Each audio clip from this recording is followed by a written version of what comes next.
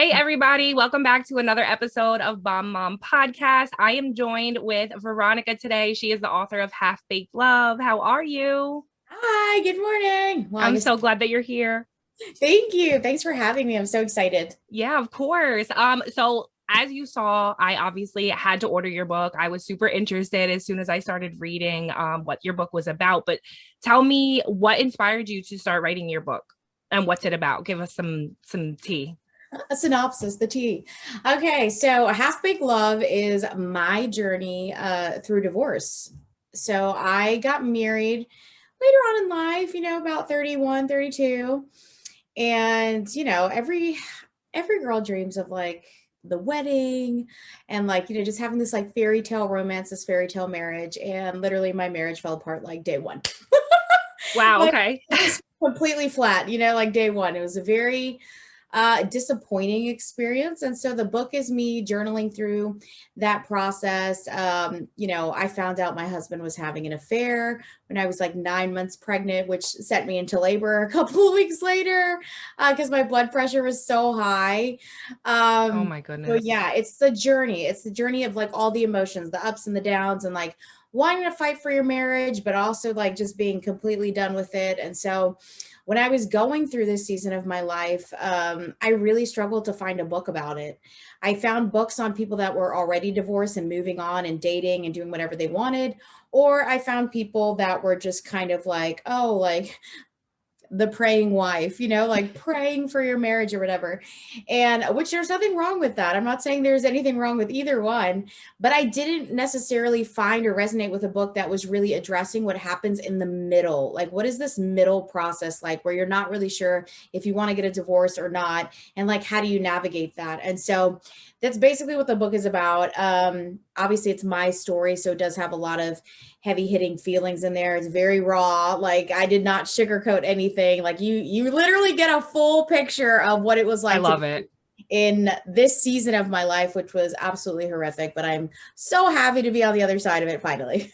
I'm so glad for you. Were you writing all these things as like, were you journaling? Did you intend on turning this into a book, or was it kind of just your thoughts? And then you were like, you know what? I can make this into a book for people that feel like me. So I did have the intention of actually making it into a book. In my mind, that was like my dream at the time. I talk about in the book like having a new dream or connecting to something that you feel like you can work towards as a person, so you're not drowning in your pain, like you actually still have purpose even in the pain. And so this was one of the things that I did. Like I was writing my emotions, writing the experience of what I was going through. A lot of it got edited out, I'm not gonna lie. A lot of it was like very too much, like it was like full Yeah. event. And so a lot of that got edited out. So it would be digestible, if you will, Okay. and not like an overload, like an emotional dump on somebody. But yeah, it started off kind of like an emotional dump. I did want to make it a book. I never thought I would actually see it through, to be honest. And there was a lot of times where I wanted to quit. And I was like, no, I'm done. I'm not going to release the book or whatever. Hmm. I did it, and I'm so stinking happy that I pushed through it. I am so happy for you. And that's just amazing because a lot of entrepreneurs will say the same thing. You come to points where you want to give up. It's too much. You can't handle it. I mean, even with my podcast, like there's so much going on, but when you get to that final product or you read your final book or you hold it in your hand, you're kind of like, okay, this is why I went through those ups and downs. This is worth it. Yeah. It's Yeah. so true. It's so true. And it's so hard because like I don't know, before we are talking about being a podcast host, like I don't know, like as a podcast host, like did you suffer from like imposter syndrome? Because like before I released this book, like this book released in April, end of April, and right around like January, February, like I promise you, like I was like, I'm not putting the book out there. Oh my God, I'm gonna die. Yeah, so I felt like that a lot. And like I was telling you before, with my other podcast with my best friend, it was almost like whether we made it or we failed, it was kind of like it was both of us. Mm, So if that makes sense, it made me nervous to go on by myself because if it failed, it was all on me. yeah. I did it. So that was kind of like my biggest thing. I'm like a little bit of a perfectionist sometimes, especially when it comes to like my projects. I want to see them all the way through. Yeah. So I was so nervous about really putting myself out there and telling my story, and then people being like, okay, like, we don't care, we've heard this before, or, you know, it's not important. That was kind of where I was. And you know what? That's exactly where I was before the book came out. But it was like debilitating. Like, I'm not Yes. joking. Like, I literally cried for 2 weeks straight. Like, I was like, I'm not releasing this book. This is horrible. Nobody cares. Nobody's going to resonate. Nobody's going to like it. Like, who am I to write this story? Like, all this Yes. stuff. And it's a real thing, guys. Like, if you have not suffered from this imposter syndrome, I promise you, like, read a book about it or look it up, because it is so real for people that are actually like pursuing their dreams and going after things that are bigger than themselves. And you know, like I always say, like the impact that you're going to make on people's lives, like even with your podcast, like the impact is greater than the fear. It's Oh greater yeah. than the fear. And you have to remember that, like, of course, not everybody's going to resonate with the damn book. You know what I mean? Like, not everybody's going to resonate with your podcast, but there are the people that you will influence, right? There Exactly. are the people that you will change their lives.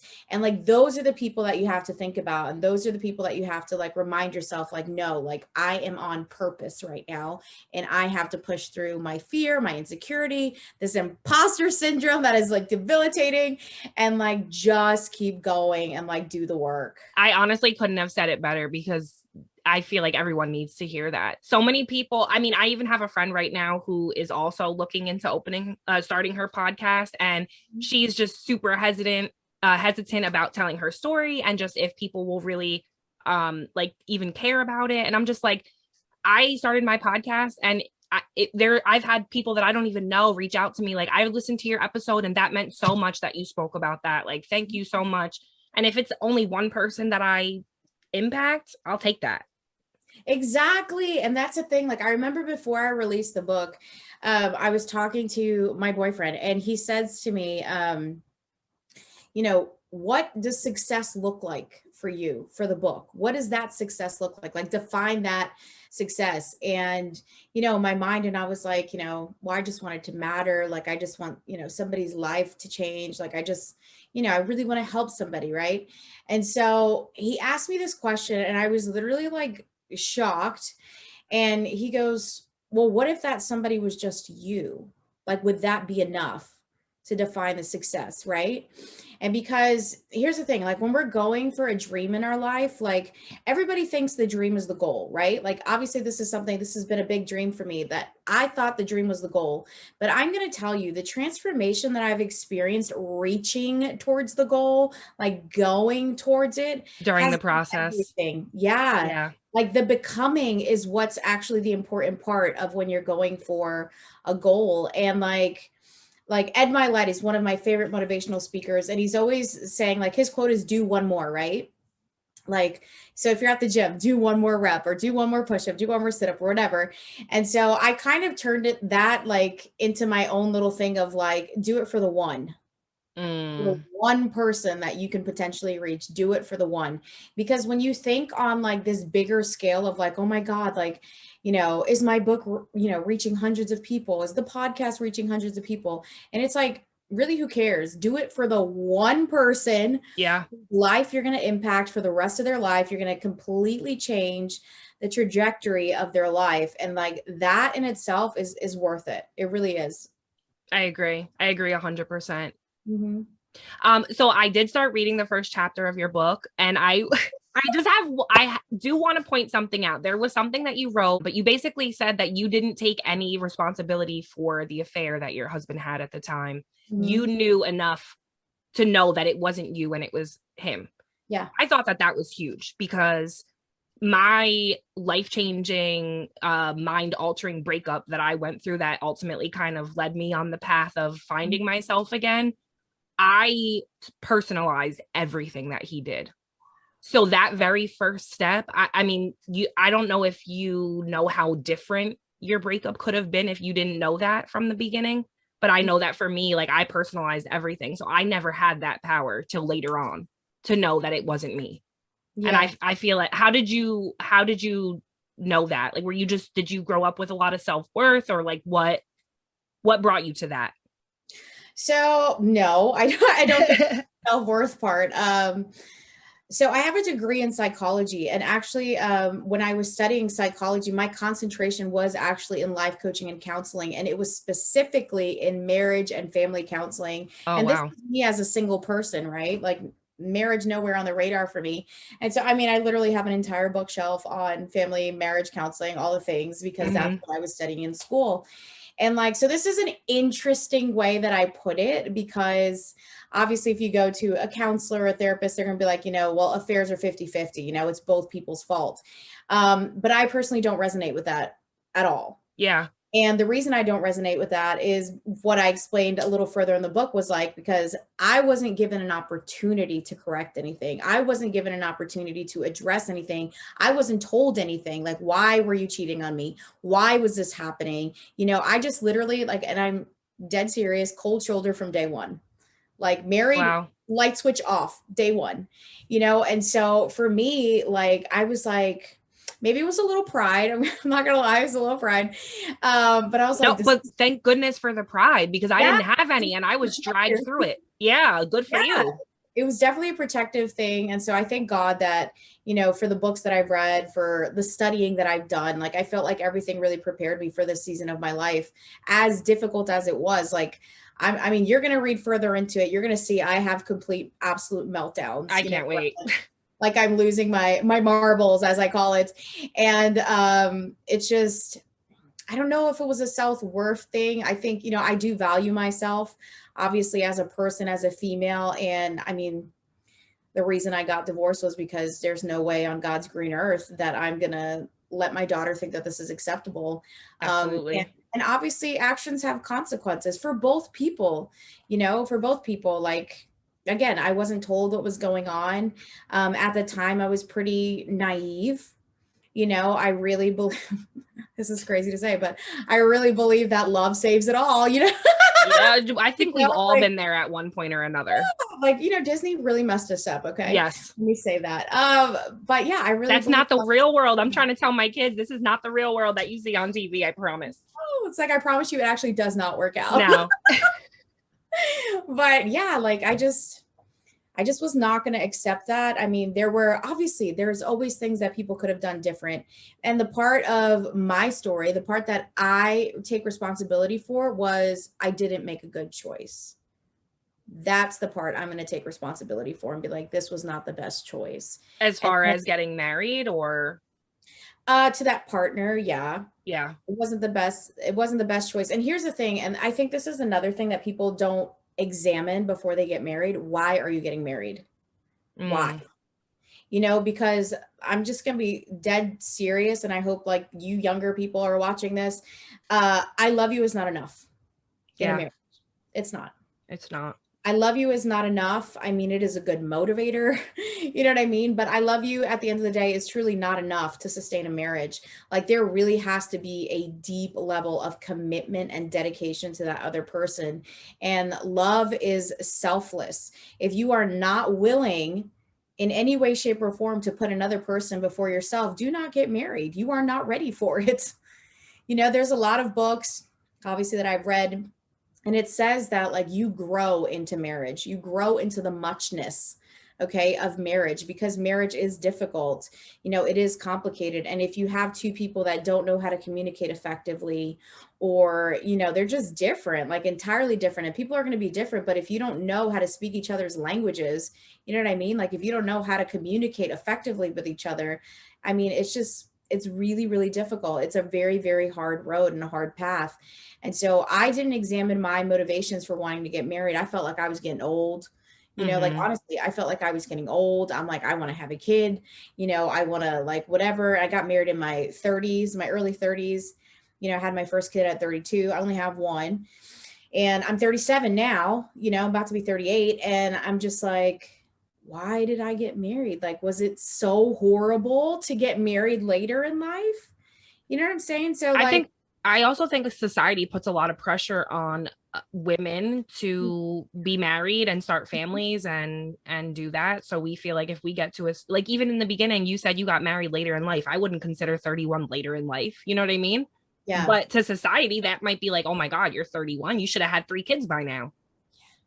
Well, and I'm in the South. See, I'm from Jersey originally. Yeah, I tell people all the time, I'm like, oh my God, getting married in your 30s is normal so in normal. Jersey. It's so normal, completely acceptable. But being here in the South, I've been here in Nashville for about 13 years. And I mean, people are like, when are you going to get married? When are you going to get married? I mean, I'm not joking. I moved here when I was like 24, Uh-huh. 23, 24. And then, people like, right, are you married? Do you have kids? I am 24. You would never ask somebody that in Jersey at 24. Are you married? Do you have kids? Like, what's the first question that would come out of their mouth? Like, oh, what's your job? Like, what's your career? What college Yeah. do you go to? Uh-huh. And it's a completely different life down here. Honestly, it really is, because are you married? Are you married? Do you have kids? Are you married? And I'm like, See, it's like the opposite for me because I'm 29, but I know that I have like a little bit of a baby face. So I'll tell people I have 3 kids and they're like, how old are you? When did you start having them? Like, right. because it's like, you have 3? Yeah. It's You're crazy. really young. But good for you. I mean, Thanks. I wanted to, in my mind, right? If I can go back into like my mind and what like my ideal was in life, I wanted to get married younger. I wanted to have like 1,000 kids, you A know, thousand. I know I always say like it's 1,000. Like, I mean, one feels like 1,000, right? But so it's like, it's just life works out differently for everybody. And I don't think there's a right or a wrong. Like, I really don't. Like, it's just like what works for you. What are you trying to do with your life? What are you trying to accomplish? But I will say that I think the biggest reason why people get divorced, and divorce is like on the rise. It's like 50-50, like almost everywhere in the Yeah. world now. And in some places, the divorce rate is actually higher. It's like 64% in most places, How which crazy is is that? insane to think about, right? And so when you look at statistics like that, you need to analyze like what is actually happening, you know? And I think it boils down to the fact that people do not know how to have healthy relationships. They don't know how to work through conflict. They don't know how to communicate effectively, properly. Everything is like an escape, Oh, I'm arguing with my wife or my husband. Oh, I'm going to go hang out with my friends till 2 o'clock in the morning. You know what I mean? Like, I'm going to avoid the whole situation and then see Yep. if it blows over. Yep. And I mean, you're a woman, so I'm sure you resonate with this. It's like, we don't forget. We don't forget shit. Nothing. It's like, listen, you went out and you had a good time. Cool. I'm still pissed off. It's like 2 Yeah. weeks later, I'm still mad about it because you haven't addressed it. And I think that's the kind of the culture that we live in right now, is that people are just so unwilling to address the actual issues, and they don't go away overnight. They're not going to go away overnight. But I promise you, if you do the work, you resolve the issue and you don't have to keep repeating it. But some people don't realize that they even have an issue. And I feel like that's the problem. A lot of That is people the other don't problem. realize. Yeah, a lack of self-awareness. Listen, one of my biggest goals as a mother, and my boyfriend has kids too, so I guess as a stepmom, is to raise self-aware people. Absolutely. People that are aware of their feelings, aware of when they are wrong, because I don't think you should have, or you should need people to tell you you're wrong. I think you should be able to figure that out, like, oh, that's actually not right. Like, that was Mm-hmm. not okay that I did that, and also have the bravery, the vulnerability, and the courage to be like, hey, I'm really sorry that I did that. And I don't know about you, but like, I'm not seeing that too much. Yeah, no. Oh my goodness. No way. I don't want to talk like too much drama, but so my youngest son has his father is not involved at all. Okay. And his father the his mother is not the type of mother that's like pushing him to be a father. And Okay. I feel like that's a lot of the issue that I'm seeing with my generation. Our parents are screwed up. Our parents never healed. Our parents never went through, healing what they went through, and they're projecting it onto us. And then that turns us into shitty people. Yeah. And I mean, to your point, that's 100% true. There is a thing called generational curses, and a lot of people don't Oh my believe in this. goodness. They don't, it doesn't No, resonate they're real. with They're them. so real. It's real. And even trauma, like, divorce is a trauma. Having babies like really young is actually a traumatic experience for most females. And it's like, this trauma, it doesn't necessarily have to happen to you, but it can happen to somebody in your bloodline, and trauma is passed through the bloodline. This is an actual scientific fact because trauma alters the chemicals and your DNA, which is insane to me. Wow. Absolutely insane. And so like trauma actually does like affect every person. That's why they talk about generational curses. That's why they address, well, pastors and some other, psychologists, whatever, they really address the generational curses that need to be broken. And one person, it just takes one. It takes one person in that bloodline to stand up and do the work. Yeah. Do the work, heal the bonds. Like, have you seen the movie Brave with Merida? No. No. Oh, yeah. I've seen that. Yeah. So this is crazy because, the little witch was like, heal the bonds broken by pride. Right. And like, that's a very powerful statement to make because pride is also a generational curse. Yeah. It goes through their bloodline and people are unwilling to correct their wrongs and stuff.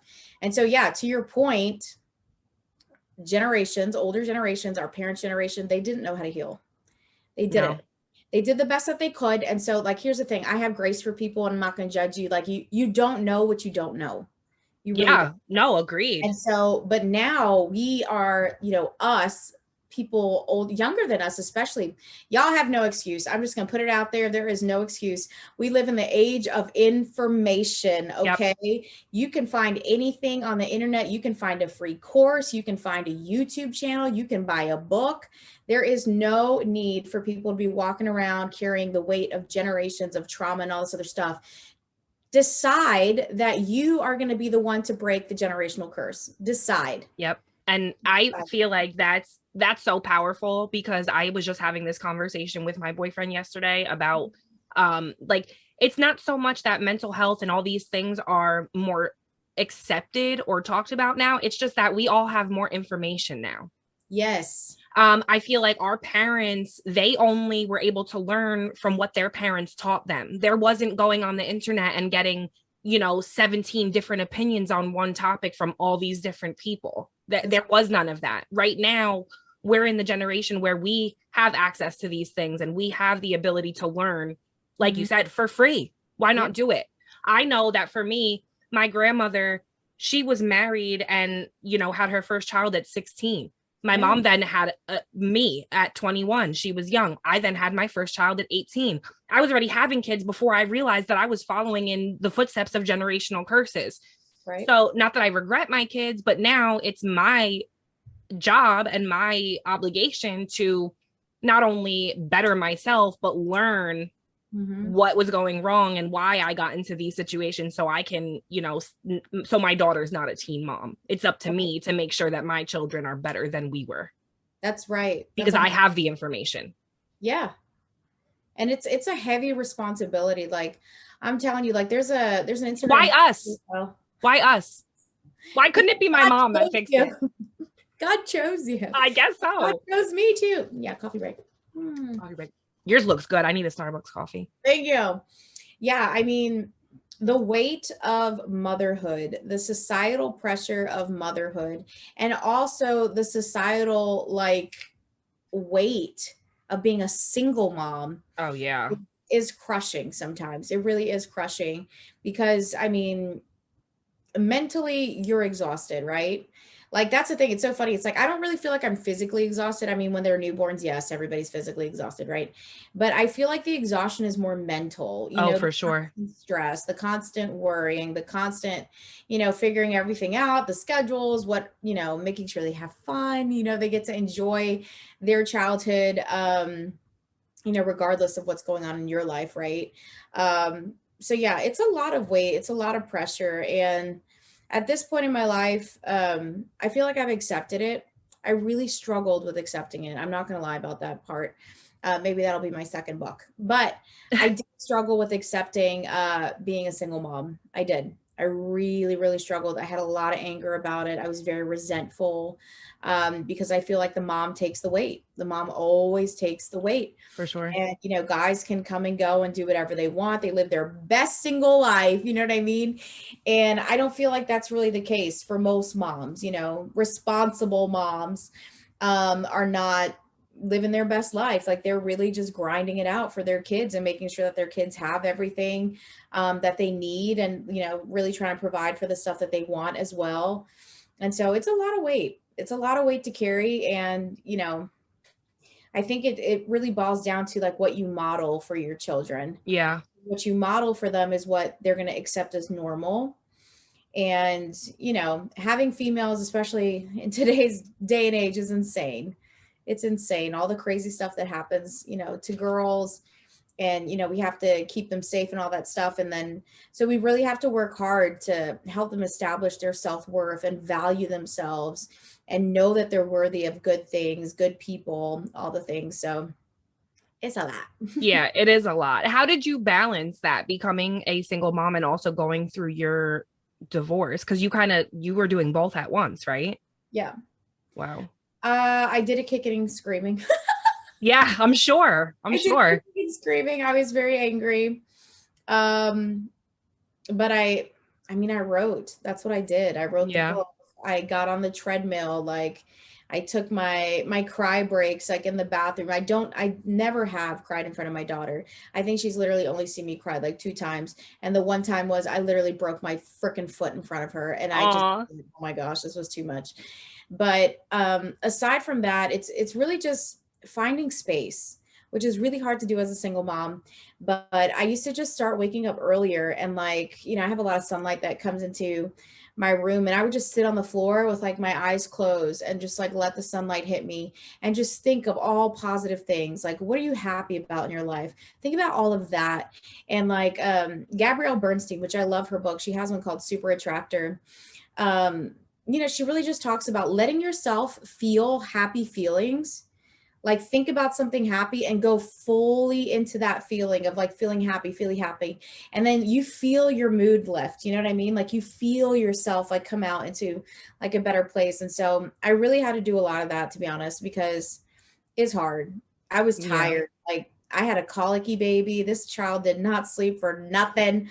Like, I was literally up like all the time, like feeding her. She was crying. I didn't have any help. And she got older and she's a pain in the butt now. It's like, and she's 4, you said, right? So 4 is that age. Yeah. Oh my goodness. So it's full send. But yeah, just finding space, even if it's 10 minutes, 5 minutes, whatever it is, but just go into like your head, you know, and like find happy thoughts, really lift yourself into a better mood, and then just keep going. And at the end of the day, you're the perfect mom for your kid. You're the perfect mom for your kid. You know, you may struggle, you know, you may feel like you suck, but guess what? I promise you, every single mom on the face of the earth like feels exactly the same way. And if you're even worrying about the fact that of what kind of mom you are, that already shows that you are a good mom, if you're worrying about it. Exactly. You care. You know, you care about what you're doing. You care about how you're, you know, presenting yourself to your children, and just like do the best that you can. You know, like, everybody's going to mess up. Everybody's going to lose their marbles, you know, like have a little slip up and be like, you know, whatever it is. It's just what you do following that, that determines what type of parent you are and how you will impact your children. Yeah. Like, just apologize.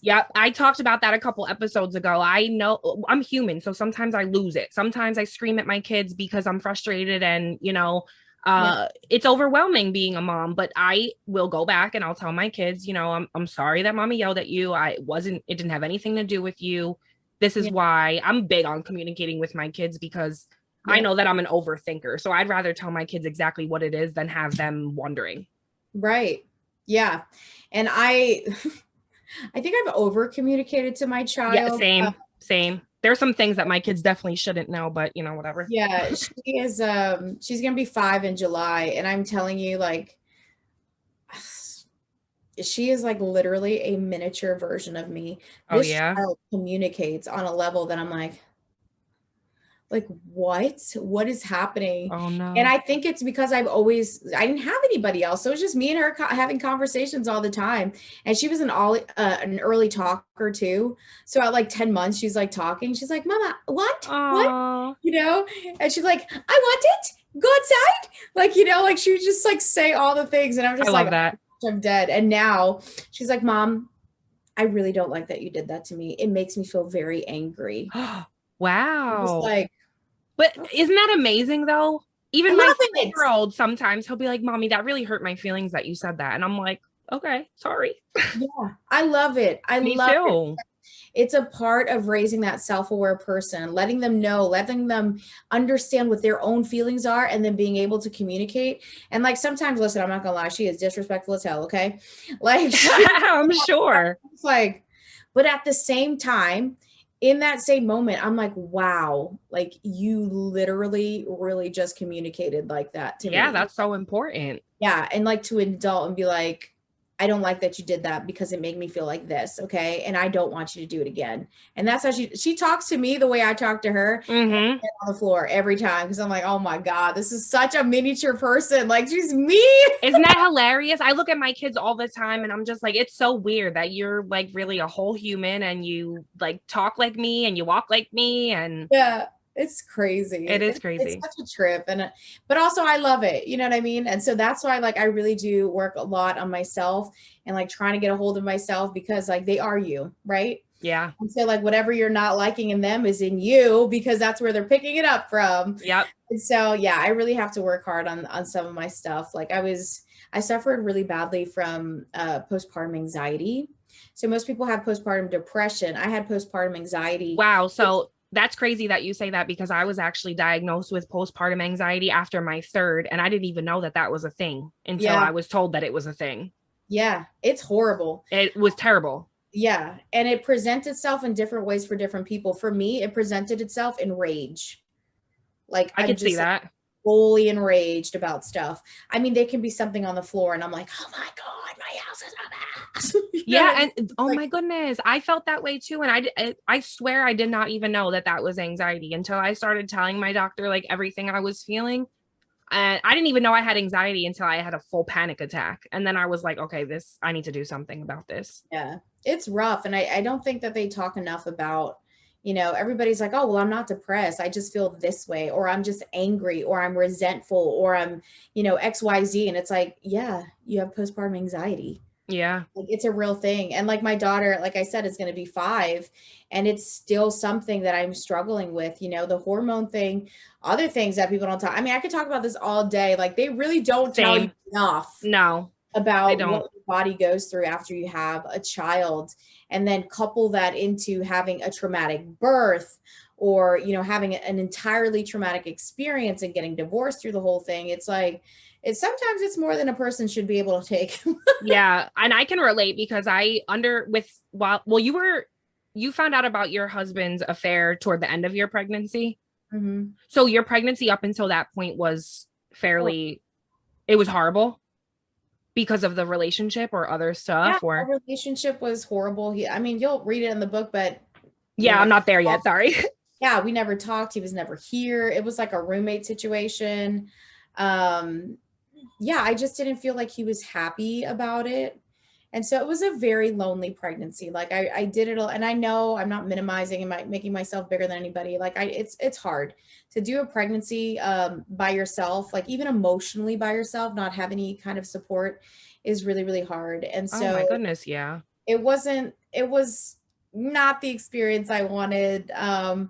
And I also talk about that in the book, the grief of not having the pregnancy you wanted, the birth you wanted, how everything basically just I felt like everything was just taken away from me that I've dreamed about my whole life, all back to back, and it was really, really hard, for me to like wrap my head around that, because like the fair part was like, oh, okay, well, it wasn't the worst part, and I talk about that, as well. Like the fair was not the worst part. It was the before and the after. But I was just like, what the hell is going on here, But yeah, it's just hard.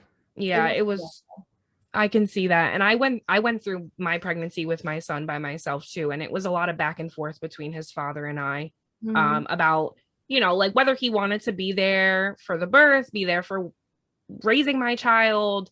And I feel like that ultimately contributed to my postpartum anxiety. I was under stress and I was sad the entire pregnancy. So, Yeah. you know, I get that. Yeah, I really do deeply resonate with that because it's hard. And like our emotions do affect us and they affect our kids. Like, I don't know about like, you know, your kid or whatever, but my Nava is like high anxiety. Like she's a very anxious child. Like when it Wow. comes down to like trying things, she's like, oh, I'm just scared. I'm scared. I don't want to do it. And like she can like work herself like all the way up, like full send, you know? And like it's sad that it really hurts my feelings. And when I see it, I'm like, oh my God, like this is me, you know, this is because of me or whatever. You know, because I was so anxious during my pregnancy. I was so angry. I had all the freaking emotions. Like, even though he confessed at 9 months, I had confronted him just before I hit 7 months because I mean, it's a weird story, but like I dreamt about the whole thing. Is that in And your book? I literally cannot wait to not in get my through the. book. Oh, it's not. Not Okay. in my book. So some of this stuff I did not put because it was like too much. Okay. But yeah, I'd had a dream about it and like I knew something was wrong. I didn't know what it was. I didn't think it was that, to be honest, that he was having an affair. But I just didn't understand like what was going on. You know, I was like, what's happening? Mm-hmm. And so I prayed about it and I kept praying about it. And I was like, God, I just want to dream. If it's an affair, I want details. Yeah. Tell me something. Yeah, I'm like, I want who it is, what it is, but whatever. Anyways, a couple of weeks later, I dreamt about it. And I mean, the name, locations, like everything, like every Wow. little detail. And I called him out and he was like, you're crazy. You're crazy. It's your pregnancy hormones. You're crazy, blah, blah, whatever. Anyways, long story short, I was 100% correct. Wow. Oh my goodness. Yeah. It's easy. But yeah, but then he didn't confess till later. But I had already known. So it's like, At that point, if I'm coming to you with full details, just fess up. yeah, he did it, man. He held that line of like lying about it. And I was like, wow, okay. So yeah, then a few weeks later, he was like confessed about it. And Were you just ready to walk out the door at that point? Like what happened after you found out? I had a baby. And so after I had my child, I just threw myself into motherhood. Yeah. Like I did. I just full send into motherhood. It was really hard. I was nursing. That didn't go very well either. Like I said, my kid wasn't sleeping. She was colicky. So it was just, I was really, really exhausted all the time. And so at that point, mentally, I didn't have the space to deal with that, the affair or my marriage or anything. I just threw myself into motherhood and I was like, I'm just going to focus on this. Right around 10 months, I came out of my fog, you know, that postpartum fog, you know, I'm talking about. It's like, Yep. I came out of my fog and it's like I woke up and I was like, okay, I need to do something about this. Mm-hmm. And so the whole time I had my kid, I was staying at home. I was taking care of her from home. I did like other things, like I do hair. And so like I was doing hair to make money and like selling Monat and like whatever else, just like working through some stuff. And then, yeah, I just woke up and I was like, I'm not doing this. I got a job. I started working as the general manager of a luxury hotel. And Wow. I was working like 80 hours a week. I got a full-time nanny. I mean, I was doing the damn thing, like going full send on it. And then, I mean, this sounds really horrible to say, but I didn't even have a discussion about getting a divorce. I just came home with the papers and I sent it to his house. And I was like, that's it. I feel like for him, he kind of had to have known that was coming, right? I don't know. And like to be honest, you know, this is not a bashing of him or anything, but like I don't honestly think he would have gotten a divorce. I don't think he would have divorced me because he felt so bad about it afterwards.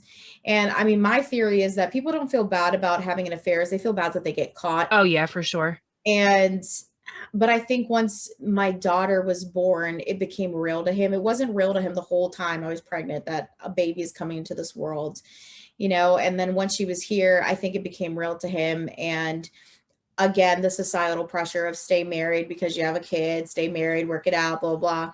And so I don't think he actually would have divorced me. And I knew that. And that's why I went and I did it myself. because I was like, Wow. I'm not going to punish myself for your mistakes for the rest of my life. I absolutely will not. Yeah, I don't believe that even if people stay together, I don't think that relationships can go back to the way that they were before cheating. I mean, even when you work through it, therapy, I feel like that's always in the back of your mind. How could it not be? Exactly. It's like, I just couldn't do it. I I mean, don't want to I don't want to be worried about you leaving the house every time you leave, you know what I mean? Like I would never, mm-hmm. yeah, no, who wants to live like that? Nobody. And certainly not me. And that was the thing. Like, I'm like, no, I'm already like so much of an overthinker. Like, this is literally going to drive me insane. Yeah, no way. So no, I couldn't do it. And it was okay. You know, I just think it was my path. You know what I mean? It was the choice that I made for myself because I know what I can handle and what I can't handle.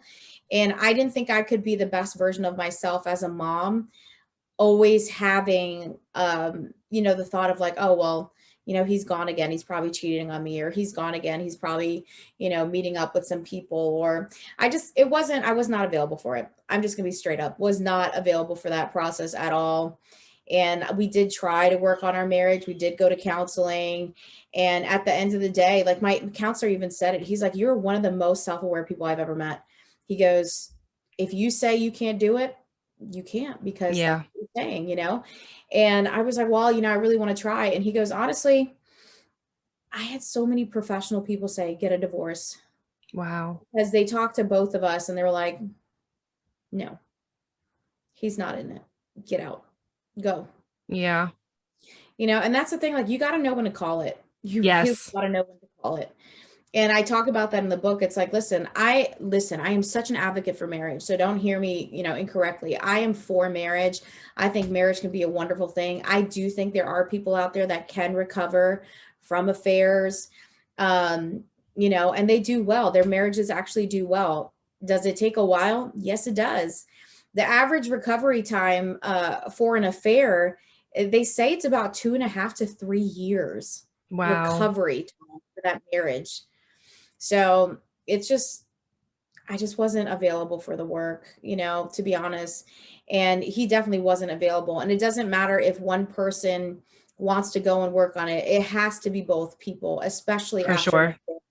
Both people have to want to do the actual work. Um, Because and, you it's know, not just saying sorry and moving forward from it. You have to put in actual work after an yeah, affair if you want the relationship to work out on yeah, both like you have parts. to rebuild trust. Yeah. You have to rebuild trust. You have to rebuild a connection with this person, you know, and as a female, you know, when that happens, like obviously you betrayed me and I'm just like, cut you off. You know what I mean? I'm like, done. Yep. Heart and mind, done. Take me out of my life. And, you know, did I feel like I was ever going to come back from that? I thought maybe I would, to be honest, but it was going to be all dependent on what I saw, you know? So after, you know, after everything happened, I gave it a year. That's what I said. I said, I'm going to give it a year. I'm going to Hmm. see what he does. I'm going to see if he goes to therapy. I'm going to see if he does the counseling, if he does the work. If he doesn't, then I have my answer. And so he basically, you know, avoided a lot of avoidance. Wow. Um, and so I was like, well, I have my answer. Like, this is how this person decides to live their life. Like they basically destroy somebody else's life and then they just avoid taking responsibility for it. Well, because again, it's about accountability, and some people are not able to recognize that. Yeah. What does your situation look like with him now, like co-parenting wise and everything, if you don't mind talking about it? I think he's a great father. I think he's a great father when he does have her. He shows up for her, you know, when he's here again, and he loves his kid. I don't think him and I ever were really fundamentally friends where we could actually have a friendly relationship.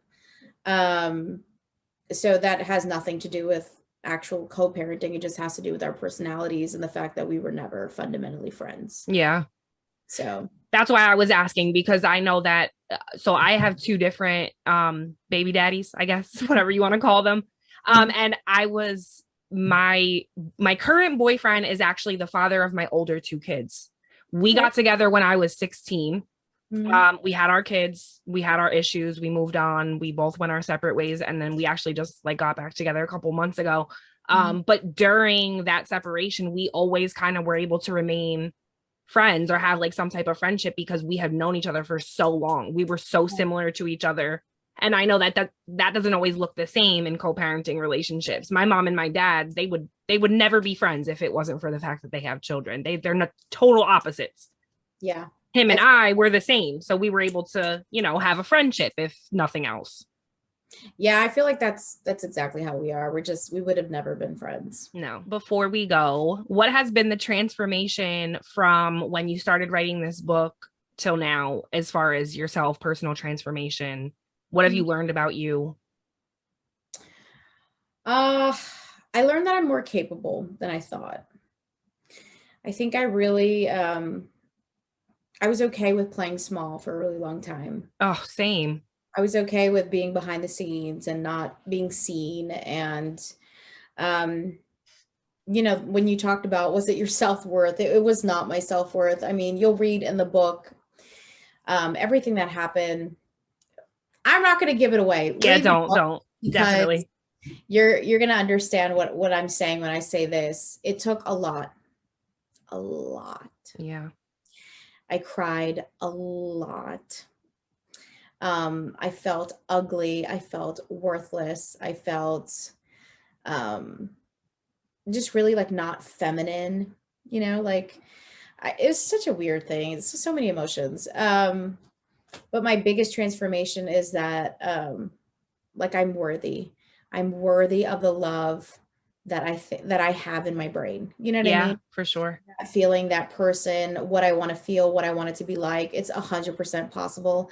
I didn't think it was possible. Like I was just thinking like, oh, it's Disney in my brain, And so I was like, it's not possible, whatever. But it is. You set your intention, when you set your intention and you know exactly what you want, it actually does come to you. Yep.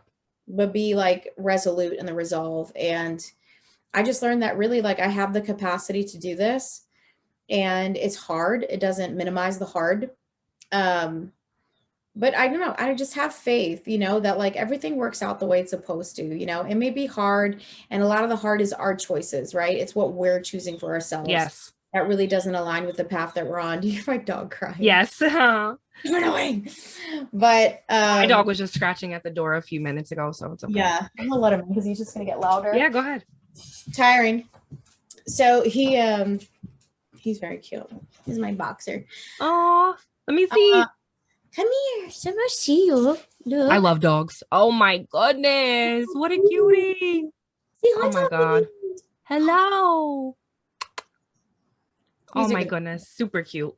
So anyways, I would say that was my biggest transformation. Just realizing that I'm capable. I'm capable, and also I'm worthy of chasing my dreams. Like this book was really, really hard, obviously, for me to write, for me to release and all this stuff. And then I just finally was like, you know what? Like, I'm just done giving up on myself. Yeah. Like, so what if it's hard? Just freaking do it. It's going to be hard anyways. Well, that's the thing. You have to choose your hard. You either make the next 2 hours hard or you make the next 10 years hard. It's all about the choices that you make. 100%. Yes. I could not have said that better. That is 100%. And I also, in the book, I talk about people having their own personal brand of hard. Because what's hard for me is not hard for you. And what's hard for you is not hard for me. So we all get handed our own version of hard. Yeah. And, I feel like as females, sometimes we do the comparison thing, not only with good things, but also with bad things. Like, oh, well, her kid, I don't know, her kid's legs don't work. Like her life is way harder. And so we invalidate our own feelings. And that's not true. You know, that's hard for her. Yeah. This is hard for you. Yeah. And we're all entitled to feel how we feel. Yes. And that's okay. And I had to really learn that the hard way, because I got to say, like, as a single mom, I'm very fortunate. I'm very, very blessed. I have a ton of support from my family. So honestly, even through the entire transition, like we've lacked nothing ever. That's beautiful. I have a really, really strong family and a good family. And so I'm very blessed. And I know there are other single moms out there that are struggling their asses off, with finances and trying to balance it all. And, I'm very fortunate that really has not been my situation, and I don't take it lightly. I know that I'm blessed. I know Yeah, that I'm very fortunate. I know that it's not the normal. And that kind of is what makes me feel like, you know what? Everything is on purpose, you for know? sure. Yeah, for Like sure. God takes care of you in every season if you're willing to see it. And I don't know, like it's been hard for me, mainly letting go of my expectations.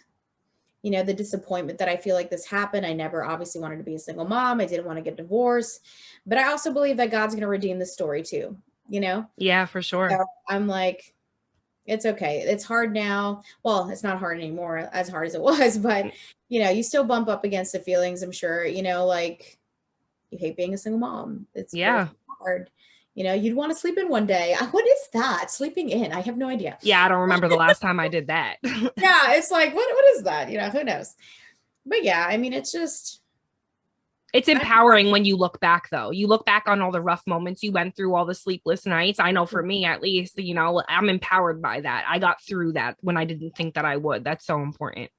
yeah, it really is, because that's like it's like your testimony. You know what I mean? Like Yeah. you can look back on your life and be like, that was a really hard season. I made it through that. So I know I'll make it through this, and I just have that don't quit, don't give up mentality. Like I really do. It's like 100% solidified. I'm like, it's go big or go home every day. Let's go. Yep. Same here. And that's why hopefully we're both very successful at everything that we try to do. You don't give up. Like you eventually hit something. That's the Yeah. truth. You eventually hit something, and it may not be exactly what you were going for, but it's the something that opens up the doors to other things, and that's what's important, to just keep going. Like I said before, like the dream is not the actual goal. Like it's the journey of who you're becoming as you try to reach for that thing that's important. And letting your kids see that you are willing to put in the work, that you're going to be dedicated, and you're going to be committed to something, because that translates into their lives. So then they know, like, oh, well, if you have a son, oh, I want to be a professional athlete. Like they're going to know, like, okay, you're going to have to put in the work every day. You're going to have to be consistent. You're going to have to be dedicated, just like mommy is to do her podcast. Like you have to make time. You're not going to have time. You got to make time. And if this is what you say you want to do, then you have to work at it every single day. Yep. And be So, consistent, and yep. mm-hmm. And it's important. And I'm just like, I'm really happy. Like my kid, she's so funny. Obviously, just had no idea what the book is about, But right? she knows mommy wrote a book, right? His mommy wrote a book, and she calls it the cookie book. Oh, And I had my book launch party, and so people were asking me to sign the book, which, by the way, I think is so freaking weird. Okay, like me? but yeah, I'm like, why? That's so we're friends. But I was like, okay, whatever. So, anyways, I signed their books, and when we get home, I had given my daughter a cookie book. That's what we call it. And so, like, she takes it out of her room and she brings it back, and she goes, Mama, can you sign my cookie book for me? Oh, that's so cute. Died. I hope you signed it. I did sign it for her, and I was like, sweetheart, the whole book is dedicated to you. Like, Yeah, it's about you. I'm like, it's dedicated to you. Like the dedication is to Nava, that's my daughter's name, Nava. And like the whole blurb, like, I'm like, I want you to chase your dreams. I want you to go after. And if this teaches you anything, it's to know that, you can do the hard things. You can do hard things. And so I don't know. I would say that's my biggest takeaway in life. I can do hard things. Absolutely. That's funny you say that she calls it your cookie book, because I have it sitting here and my son was pointing to it. He's like, Mommy, do we have cookies? I'm like, dude, no, that's just on the book. Like it's no. You'll know why there's a cookie book too once you get into the book too. Okay. Well, I'm on like what page am I on? 8. I'm on page 8. I started it. I got it late last night and I really wanted to start it, but that'll be my thing for this weekend. I really appreciate you buying it. Girl, and of course. I'm super curious to know your thoughts once you get through it, because I just want to hear like everybody's feedback on it, because everybody takes away something different, Oh yeah, for sure. No, even some of the things you were telling me now about like your pregnancy, like I can't wait to read more, because I wasn't married, but there's a lot of similar things that we went through. So I do want to see where your journey goes.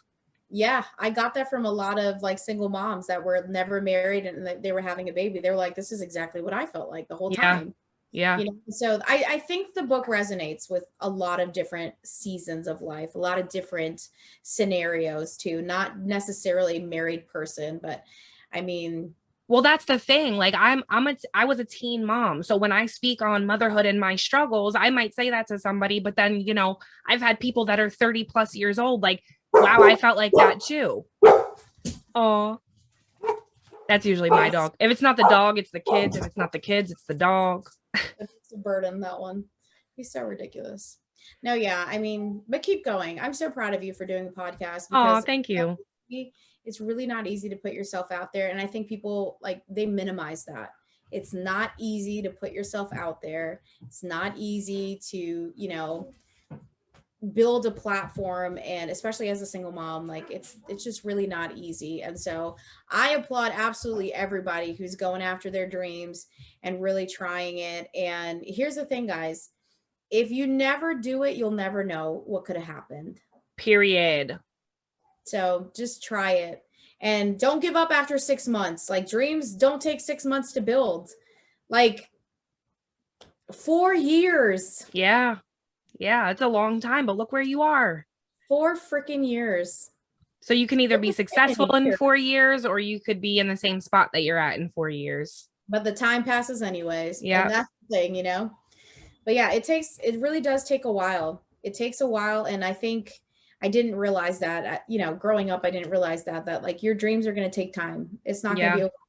And if it's overnight, you're not going to want it. I'm telling you, you're going to burn it to the ground. You're not going to appreciate it because you haven't grown into the person who can sustain it. Yes. Agreed. You got to keep going, guys. Keep going. Do the work. Do the thing. I'm so proud of you. I'm so excited. You have the best freaking graphics marketing. I love your page. Oh, thank you. I'm obsessed with your graphics. Your branding is beautiful. Oh, thank you so much. So get out there, sister. We're out here. I'm also proud of you, Veronica. Thank you so much for coming on the podcast today. For having me. I really appreciate it. You're gonna have to like edit all the crazy dog noises. Oh no, I definitely will. I'm sorry. All right. I'll talk to you later, and I will talk to all of you guys next week. Bye. Okay, bye.